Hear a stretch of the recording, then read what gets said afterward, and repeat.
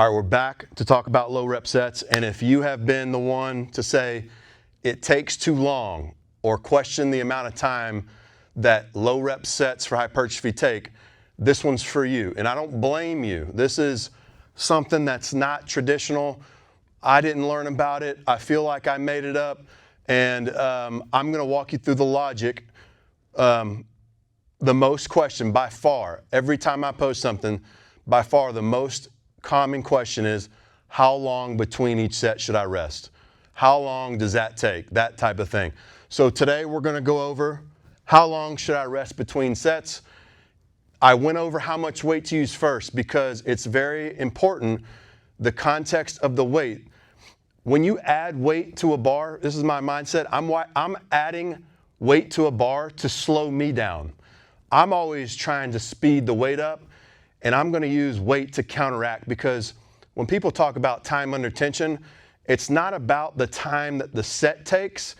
It's just ensuring that there's enough time of tension where there's no momentum. You don't want momentum. If I'm trying to create mechanical tension, I want to find the sweet spot where I'm getting tension, enough tension to create the stimulus, which is a signal for hypertrophy, by the way, and I don't want it to move too fast and lose out on more mechanical tension. So we're looking for the sweet spot.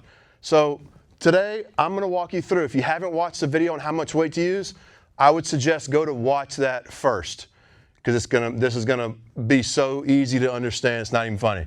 The first thing we got to go over is a quick overview of energy systems. All right. So I'm not going to deep dive into this. The only thing you need to know is your body has different energy systems, and your body is going to primarily use different energy systems depending on the duration and the intensity of the event. So for low rep sets, if you just look at phosphagen system, right? Glycotic and oxidative. It's got durations, right? Oxidative this is an event that takes long. You're doing it for longer than 3 minutes. Okay. Contrast that for phosphagen, the exercise duration, we're talking about 5 to 10 seconds. So what we're doing with low rep sets is we're living in this phosphagen energy system. That's where we're living. The range of exercise to rest period ratios suggested 1 to 12 or 1 to 20. So one benefit to low rep sets is, and this is my mindset, is I'm going to conserve or savor my glycogen stores. If you're training hypertrophy using 8 to 12 reps, you're extending the duration of the set too long. You're burning too much fuel. I kind of see the phosphagen system, which many people might have heard of ATP or ADP. That to me is the gasoline in the car. The glycogen is the oil. The gas is going to burn up before the oil does. That's just my analogy. So take it as you want. But I want to isolate and utilize the phosphagen system first, and I'll go over some of that in the end. But the idea is these sets that we're doing with low rep sets, they're in this range.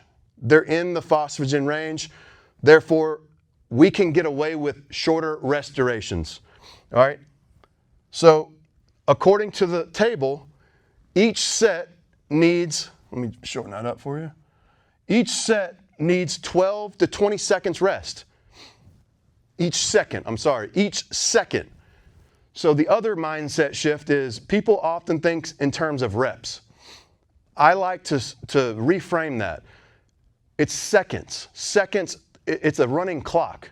If you've ever done a max rep bench press, like a 225 combine style, doing as many reps as possible, you're starting a clock. And as that clock starts, you're burning through all of this. The longer it goes, the more lactate buildup you get, the more of all that burn, and you're going to eventually run out and hit a wall. So with these short duration sets, we only need about 12 to 20 seconds rest per second of the set. Okay, so if you followed yesterday's video of how much weight to use, a hypertrophy rep is going to be about 2 seconds each. So if I'm doing a set of 2, we'll go right here. A set of 1 is going to take about 2 seconds. A set of 2 is going to take about 4 seconds for the set. A set of 3, that set is going to take about 6 seconds. So all we need to do is correlate this with the suggested work to rest ratio. So if a set of 1 takes 2 seconds, then I can take anywhere from 24 to 40 second rest. That's quick. That's pretty quick. Set of 2 is going to be 4 seconds. I can take 48 to 80 second rest. Lastly, the sets of 3, 72 to 120 second rest. So whenever I reply to people, I'm usually saying could be 30, could be 2 minutes. It's going to be variable. The other thing you got to consider is energy, attitude, everything. You know, there's a whole psychology side to lifting that supersedes, in my opinion, the physiology, because a good song could come on, a strong thought could come on, and it supersedes all that. It gives me some type of energy, whether it's from adrenaline, whatever. So the other thing I don't like is if somebody tells you exactly how much to rest, to me that's a sign they just don't know, because there's no way I can tell you how much rest you need. The goal is you want to push past what you're capable of. You don't want rigid rules. You want some flexible rules. Like if we go to a buffet and we're going to eat all we can, I'm not going to tell you how much to eat. It's all you can eat. Your appetite's your appetite, my appetite's my appetite. It's the same with rest to work ratios. The one concept to remember is it's quality, it's performance-based. So we aren't starting a set with fatigue, but we want to start it as soon as we can.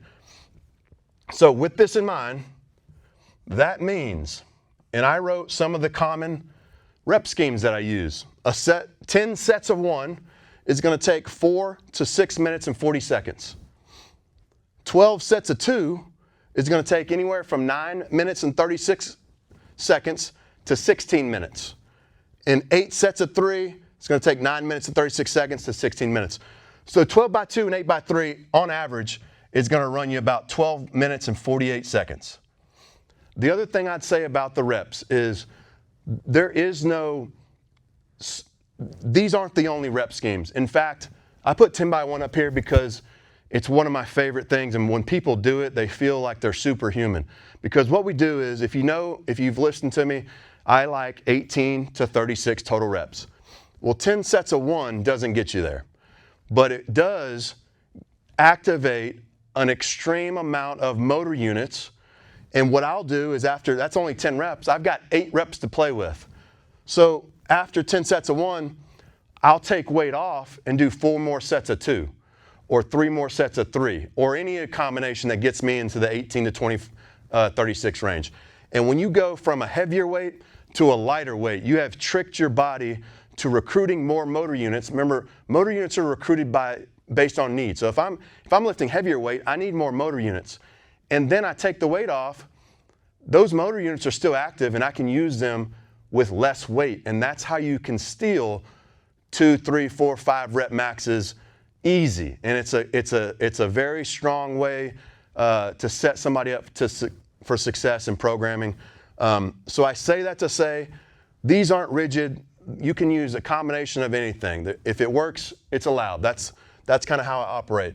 So there's really not much after that. I don't want to beat a dead horse here, but the concept is lower rep sets using the weight that we talked about in the other video puts this all in perspective. The people who, and I don't blame you, it's not something people are doing traditionally. If you Googled, hey, how much rest do I need after a set of 3, it's probably going to tell you 4 to 8 minutes because it defaults to strength. Nobody trains hypertrophy this way. So when you try to fact check or look up science, nobody's doing this. This isn't something that is in books. This is using a ladder, a tool to do something that it wasn't thought about. Nobody thought, that's what we're going to do with it. I rambled. Forgive me. I'm going to give you some bonus content. Here's my mindset whenever I train, because I talk to people who say, I train all the time, I don't look like I train. And to me, when I hear that, I immediately think, you're not exhausting anything. you have to exhaust something. And what are you exhausting? I like to walk into the weight room thinking I'm going to use all my ATP, and I'm going to put all that ATP that I've got stored in my body into low rep sets. Those are my big ticket items. I'll talk about that in a second. And once I run out of that, now I can play with some smaller ticket items. So I'm going to exhaust my glycogen. And when you exhaust something, in my mind, whenever I ingest nutrition, all my food is going to replenish what I exhausted. So if you're not creating a need, it's just tough for me to see changes in your body if you got to create the need. So here's the analogy. If you know Chuck E. Cheese, I want to spend my tickets on top shelf items first. The big stuffed animals on the top shelf, the Nerf guns, whatever's up there. I'm going to spend my tickets on those first. Some days you get more tickets than others, depending on your sleep, your nutrition. And then whenever I run out, I can't afford those big items anymore. I'm spent, but I got some left. I'm going to spend the rest on the counter items, the ones under the glass, the little sticky thing you throw and it sticks, like little whistles. I'm going to spend the rest on my tickets, but I'm going to leave the gym with no tickets.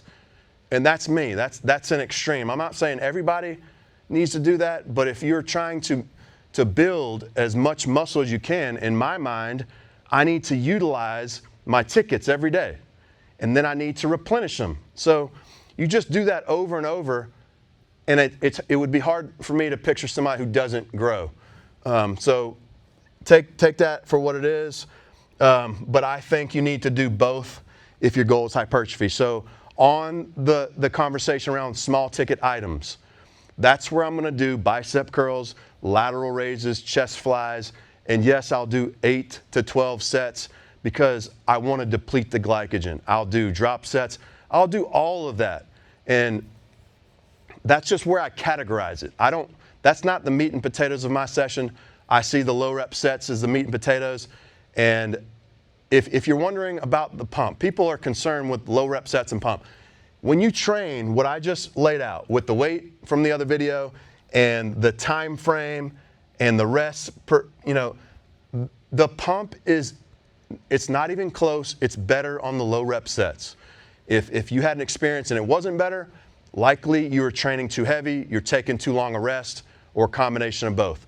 So I say that to say, I love doing all the lateral raises. It feels good, but it still doesn't feel as good as a low rep set. So I hope this has really kind of put things in perspective. It's new. Again, if you want experience training on something like this, DM me, send me a message, and let's get big.